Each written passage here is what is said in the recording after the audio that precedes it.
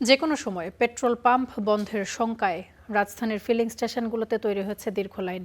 তেল নিতে ৫ থেকে ৬ ঘন্টা অপেক্ষা করতে হচ্ছে বলেও অভিযোগ করছেন চালকরা। সন্ধ্যায় বিজয় সরণি পাম্পের লাইনটি দীর্ঘ ছিল প্রায় ২ কিলোমিটার পর্যন্ত। বাইকাররা বলছেন, এভাবে চলতে থাকলে সামনে আরও বড় সংকট তৈরি হতে পারে। ঈদের ছুটিতে ডিপো থেকে তেল সরবরাহ বন্ধ থাকায় রাজধানীর কিছু পেট্রোল পাম্প ছাড়া দেশের নানা জেলায় চাহিদা অনুযায়ী জ্বালানি না পাওয়ার খবর মিলেছে। তবে কিছু পাম্পে সীমিত পরিসরে তেল পাওয়া যাচ্ছে। সেই খবরে সেখানে যাচ্ছেন চালকরা।